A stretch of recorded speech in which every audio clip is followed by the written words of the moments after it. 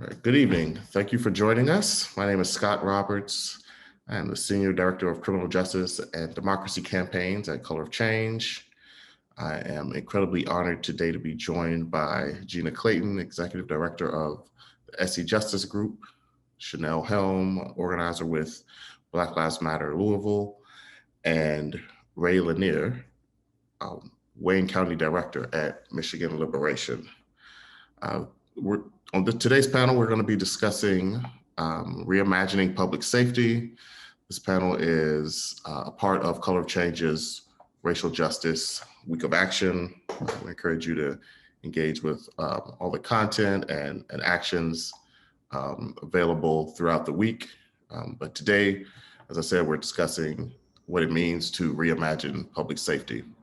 I think all of our organizations have pushed for real systemic change in our criminal justice system and our systems of safety for years, but over the last year, since the murder of George Floyd and the uprisings in Minneapolis and a protest movement that swept the country, we are now in a conversation around a national conversation around what public safety should look like. There's been a call to shift our resources away from police and prisons, to end our over-reliance on control, enforcement, and punishment as a way to address social issues, and a call to invest in our communities, invest the resources that our communities need for real safety. And beyond safety, the question is, what do our communities need to thrive, right? And so today's discussion is just going to be around that topic. What does it mean to rethink public safety? How do we get away from a knee-jerk reaction that more police, more prisons, more jails, more detention centers are the solutions to problems plaguing our communities, particularly Black communities. And we have some amazing guests. So I'm not going to talk too long. I'm going to try to get into this conversation now. Again, we thank you all for joining us. I want to thank our panelists again. I want to start off with a question for everyone here. As I was saying, this is the work to stop police violence and the over-policing of Black communities has gone on for decades. You could even argue centuries. But over the last year, there's a tremendous amount of momentum towards addressing police violence, rethinking public safety, and curious from the panel what you all think in terms of why this is happening now, what's changed. Thoughts on that? Well, I'm happy to go first. Hey, Scott, and I'm so honored to be on this panel with such dope folks who are out in these streets doing this work every day. For me, what has changed, a lot has changed. And I think that, quickly, I think the two things that have really changed, the most obvious things, are our power and our political conditions.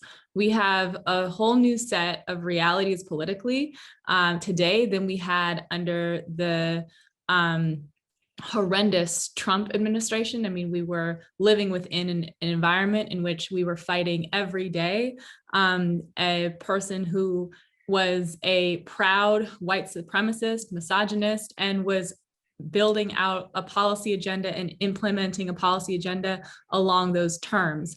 And so there was a defensive posture that we definitely had to take as a movement during that time. But I think that one of the things that, the last election really proved was how much power we actually did build.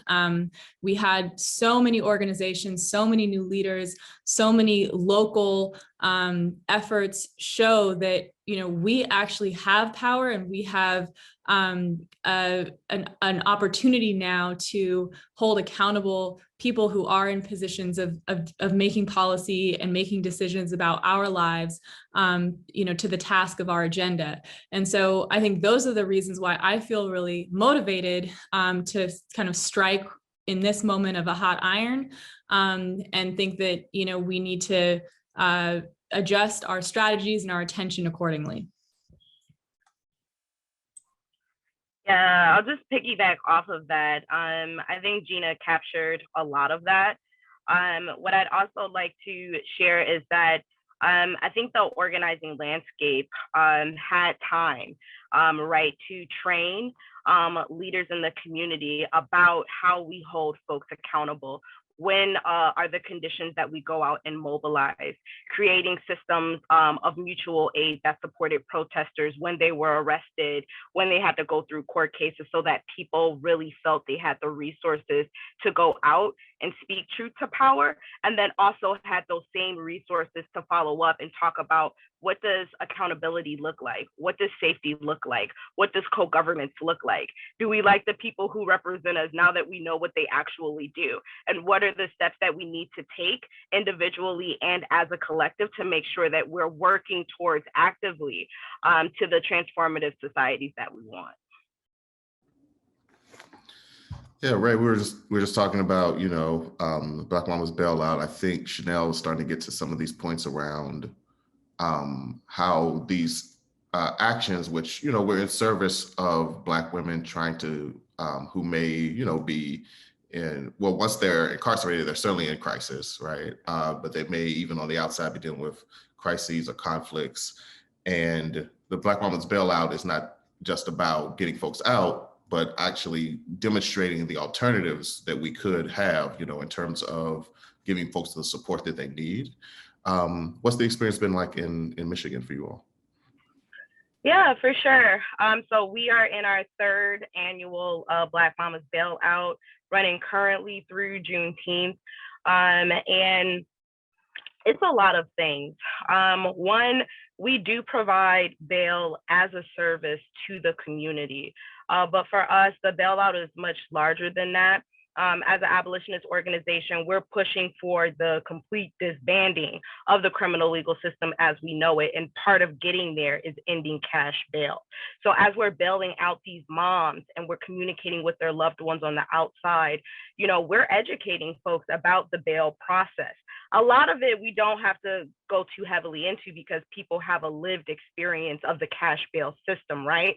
But putting all the pieces together in a coherent and digestible way, and then talking to them about the organizing tools we have to, completely end this system and create, stronger systems of mutual aid and support. So at Michigan Liberation, we have this saying, where it's like, people who are closest to the problem are closest to the solution, but furthest away from resources and power. These moms, these people, they know what they needed to keep them from incarceration. The resources weren't there and they didn't have the power to get those resources. So we bring in organizing through community-raised bail funds to educate the community about how we can ultimately move away from punitive, oppressive systems that do not work, that do not produce public safety in the community, into systems where, folks feel like they have what they need. And particularly last year, it was really heartbreaking when we saw folks who were incarcerated for bails as little as $1, $10, and they weren't able to get out. So as we talk about, bail and we talk about the Black Moms Bailout, it's really about raising the issue of bail, how it's harmful to the community, how we need to move away from things like policing and prison, and how we need to start lifting up Black women, Black femmes, and how their experiences are often invisibilized, how their incarceration rates have gone up over 30% in the last decade. This is why we target Black moms. And through community support, thankfully through a lot of people who were politicized by being arrested during last year's uprisings, we have an even bigger support of teams that are at the jails, that are doing intake, that are receiving clients after they've been bailed out to make sure they have that ride to court, that they have that hot water tank so that they have hot water in the house. The goal is to get them back to court so that they can be adjudicated. Nobody wants to have a warrant out for their arrest. And the community has really been grateful and really been a major reinforcement in the fight to end cash bail, in the fight to bring visibility to Black women and Black femme stories, and to ultimately transform the criminal legal system as we know it. Thank you. And I think, one of the things that I love about this project so much is that, we do it around Mother's Day. It's heartwarming. It goes viral, and people get to see an alternative approach, to folks that just challenges people. I think it's in the society we live in, where again we rely on policing, jails, prisons, detention centers, monitoring, surveillance, all of that to give us what I would consider a false sense of safety. It's counterintuitive to think that when someone finds themselves, quote unquote, on the wrong side of the law, that we invest in them, right? That we pour resources into people in that situation. And we've done that with National Bailout. I think one of my favorite things that we've done in previous years has been the Black Mamas Fellowships. We've taken folks through a process over months, giving folks training, paying women who've been bailed out to participate in a process where they support each other, develop skills, do projects together. And again, I think we have to, at the end of the day, when we can finally get people to think about that first, how do we invest in the people and communities who need it most?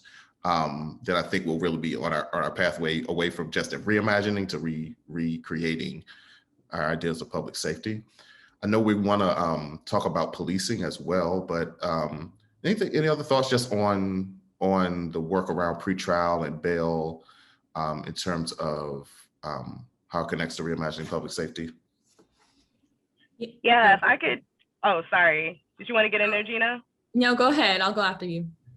Yeah, I was just going to add, like the Black Mamas Bailout, that's a thing that we do around the country to bring visibility, like I said, but there's so many other ways that people can plug into, completely transforming this system. One of them is Court Watch. A lot of people don't know you can go into court as a civilian and get the flavor of how these judges are issuing bonds, how they're treating people. A lot of times it will vary region to region.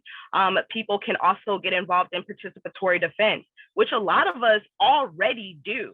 The grandmas and the aunties and the sisters who have their own little file folders about what happened, what the lawyers say on this date, what the judge say on this date, like actually consolidating that power gives the community a lot more leeway because, indigent defense attorneys, their casework is heavy. They're not going to give you the same love and attention that someone who's close to you would. Community can step in and provide that. A lot of attorneys don't engage in adversarial environments when it comes to arguing for their client's bail. That's where the community bail fund often comes in to help out. So seeing like where there's holes in our current criminal legal system and seeing the very easy ways that community has already been stepping up to fill those holes are ways that the everyday average person can make sure that they're stepping up, taking their power back, and making the argument that we do not need these systems as is because they don't work.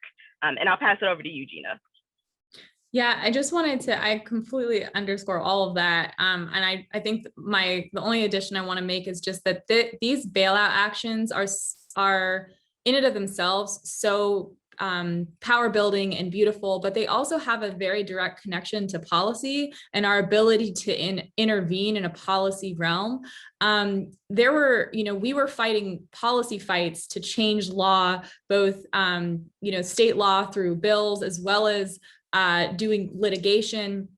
And so many people who were inside of those conversations had never paid anyone's bail before, right? And actually did not know what the issues were of like women getting released. I mean, we had an issue where, Jessica St. Louis very, tragically died in the Bay Area because she was released at the dead of night, a practice that happens over and over and over again across California. I don't know what it's like in the other places, but this is something that happens here. I'm sure it happens elsewhere, and particularly to women have nowhere to go and are made vulnerable and suffer incredibly as a result of this. The bailouts, we were able to see all of that. And so introduced legislation to change those policies, right? There's a way in which the connections are very direct. We had in California, because we are connected to each other nationally, we understand also how different bail looks in different places. Like in California, our bail amounts are 10 times the national average. The average amount of bail here is $50,000.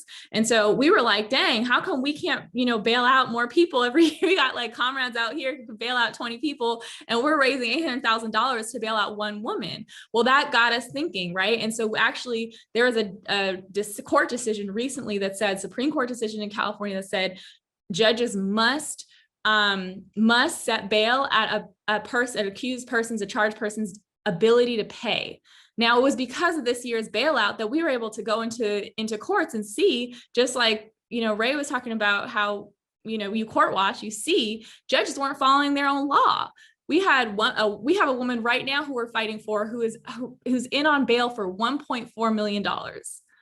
If she was related to the Kardashians, she would be out with her family right now, right? Right now, she would be fine and at home. Instead, she has been inside for 16 going on 17 months, right? A victim of child sex trafficking. I mean, all kinds of things and trauma that's just piled on top of trauma. And so I think that there's a way in which we are trying to figure out, how do we take these bailout actions, use that power, use that knowledge that we generate and turn it into policy change that makes systemic long-term differences in our communities. Thank you, Gina. I feel like you really hit it there, because one of the ways in which these conversations connect to safety is we're trying to keep our people safe by keeping them out of these facilities, right? And making sure that when they get out, they're given the resources and the protection that they need. It just reminds me, our work at Color Change started around bail reform as a result of the death of Sandra Bland, right? And I think so many people understand that she was held pre-trial for 3 days before her death, over $500, and it's what a tragedy. So, when we talk about safety, we're talking about how to keep everyone safe. I do want to pivot us to this conversation around policing. We know this is at the heart of a lot of the debate going on nationally around public safety. Obviously many of the protest movement that's happened over the last year has been focused around policing after the deaths of people like George Floyd and Breonna Taylor. And I want to dig in on a couple of issues. We definitely want to get to this question of funding and budgets, right? But before we do that, I know both Chanelle and Ray, you all have been doing a lot of work around police unions. And Color Change, over the last year, we've launched our website, Police Union Playbook. Folks can check that out. It's really a tool to help people educate themselves around the ways in which police unions are both benefiting from the status quo, our current system of public safety, but also the ways in which they enable racism, violence, corruption in police departments. I just kick it to the two of you to kind of talk about the work that you're doing in your local communities to address that. Chanelle, you want to get us started? Yeah, I don't mind. I think for us, the global uprising and then being able to be a offset of Uprising City really has awakened not only our impacted folks, because our communities have already been demanding what it is that they want to see, and also providing that reimagined way around public safety, being able to check in with each other, building out that old village system. It isn't 100% par, at the most, of course, and they need support, and there's a lot of sabotage from other forces, but they really are making sure that they are naming what it is that they can do and what it is that needs to be done. And so what I do love too is also the aware that people have around whether it's invest, divest, or if it's defund, or what this new their new position on abolition needs to be within like even the nonprofit sector.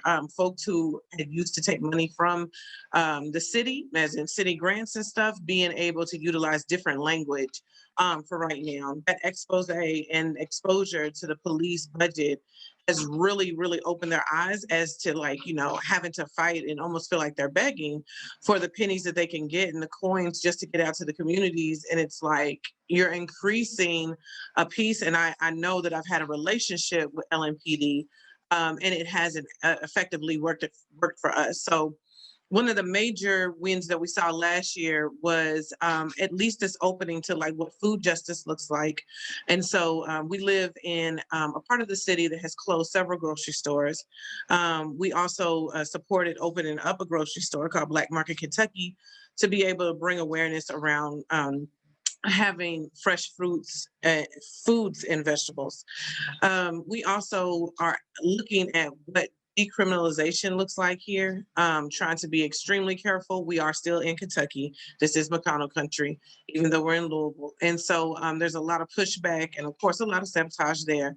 But what does that look like around marijuana? What does that look like around so many different things? Can we do cash bail locally to prepare for it at the state, which is in a super majority? We're also looking at like, what does it look like around housing? How do we stop these evictions? We've been in an eviction crisis since 2016 and before and beyond. But what are we really looking at when we're talking about what's going on in our communities? And I think coronavirus pandemic really opened our eyes as to like who we're willing to bail out, even at that level. Landlords and other property management companies getting funds before these families. What has led to these families being evicted is a hyper policing initiative that is able to prevent somebody from renting ever again. So we're trying to get rid of those things. We're looking at a lot of other areas as well. HIP, our Louisville Community Bail Fund, has been drawing up issues that we've been seeing with the local home incarceration office and our bailout. What that means, as Rai brought up around like court watch, these judges are really laying it down for folks who, you know, you can look at their charges and tell either it was a domestic violence situation because you've got too many people crammed up in your house. You know, you're selling whatever because you look at the address and they live in like a super apartheid, food apartheid.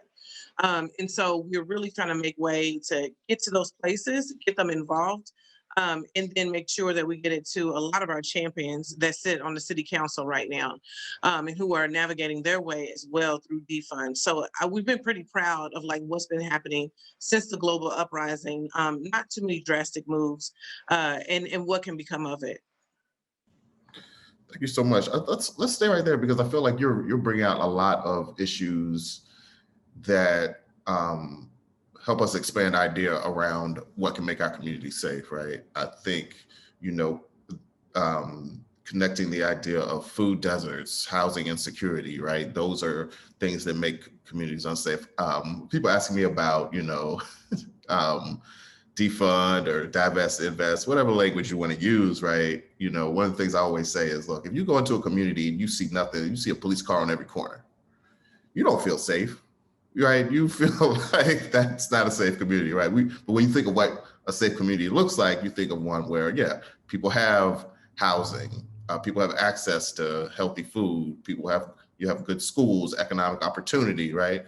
Yeah, just curious about Rai or Gina, if you all have thoughts, like from a policy perspective or just even from a community perspective, right? What are the kinds of investments we need to be making in Black communities that would make us be safer, have more safety, I'll put it like that, and or even, you know, be in a better position to thrive? Yeah.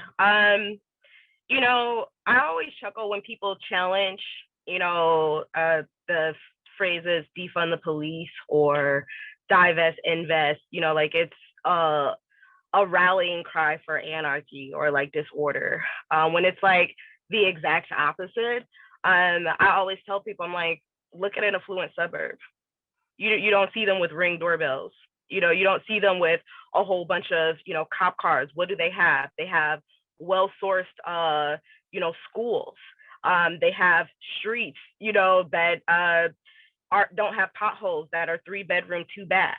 They have what they need: police, fire, water. They know when they call for help is coming. They don't have to, they're not over policed, right? Because their money, the way that it's split up, is going to what the community actually needs to thrive.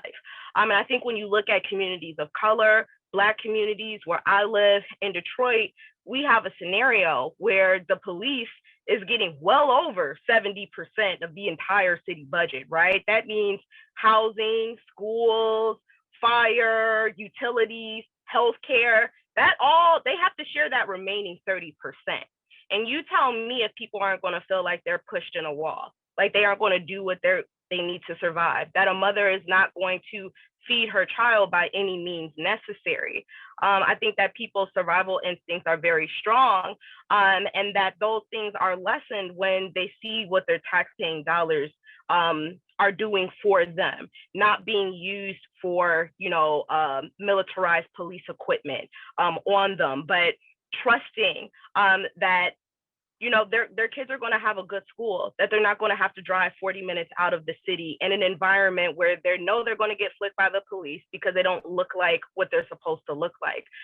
So for us, it really comes back to, let's fully source the community with what it actually needs, and then let's see what's left over, right? Because right now we know that we've been dealing with generations of folks who, in my city, a car city, where there's a lot of functional literates, where it made sense to work than to go to a school that they were going to close down anyway. And I think that Detroit has a lot of catching up to do, and the state of Michigan, when it comes to investing into families that have meals, schools, shelter, clothing, common recreation space. These are things that we don't have, but we have an overabundance of police.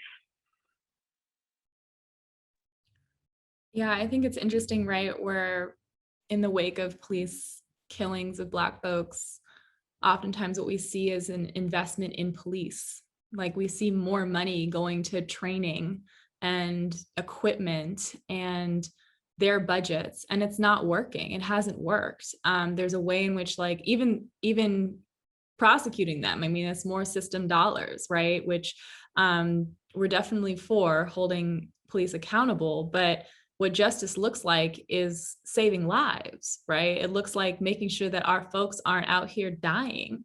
And I remember, one of the hats that I wear is as a leader in the policy table leadership for the Movement for Black Lives.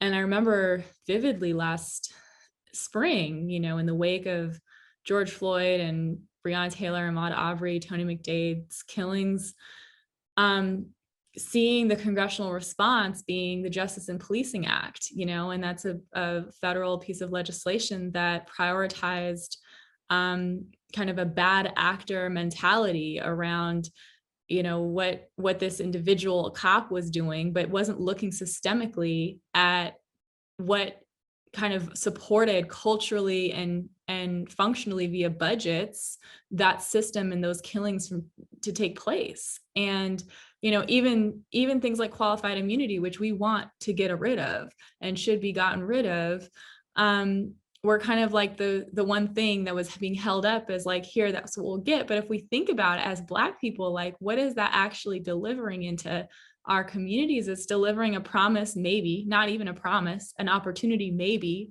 to get some damages on the other end of someone in your life who you love being murdered. Like, is that enough for us? It's not enough for me. It's not enough for my family. I want to ensure safety. And if we really care about safety, we need to talk about the kind of front end investments, that the panelists here have been uplifting this entire conversation. And so we came up with the Breathe Act, and the Breathe Act is the largest piece of federal legislation that has ever been presented by any movement to Congress in history. And it's big because this problem is big. But what I think people assume about it is it's all about, divesting and defunding. And let me be clear, like Section 1 absolutely takes away all of the resources that have gone to underwriting the war on drugs policies and the carceral policies that have led to this situation. But 90% of this bill is investments in things like affordable housing and healthcare and education. And those are the things that our communities need in order to thrive and be safe. It answers the question, what is it going to take for Black people to be safe in America? And I think that is what the project that we should be up to, is finding ways to fund and to create the possibility for us to live and thrive. And that is, not what I see oftentimes, our criminal legal system reform work, I think falls short. But today we're living in kind of a new and interesting moment where I think the calls for defund have me hoping that, and feeling very optimistic that we are starting to see real pushes and real pressure looking systemic and not just around let's lock up one cop and then go about our business until the next time this happens. And so that's something to be hopeful about, and we got to keep fighting along those lines. Thank you. I'm so glad you brought the BREATHE Act, right? As real concrete policy example of what it means to shift the resources away from policing, jails, prisons, detention centers, and towards the things that we in our communities are saying we need to keep us safe. So I think we got to wrap up. So I just want to give folks an opportunity to just kind of ask open-ended, if there's anything else you want to add, but also let folks who are watching know, how they can keep up with and support the work that you all are doing in your individual places, and how to follow you all. Gina, I actually want to kick it back to you first, because also let people know where they can learn more about the BREATHE Act, and then how they can keep up with Essie Justice Group. Absolutely. You just go to breatheact.org. You can download the full text of the bill. We're moving this federally as well as locally. And so we'd love for people to connect with us if that's something of interest to you.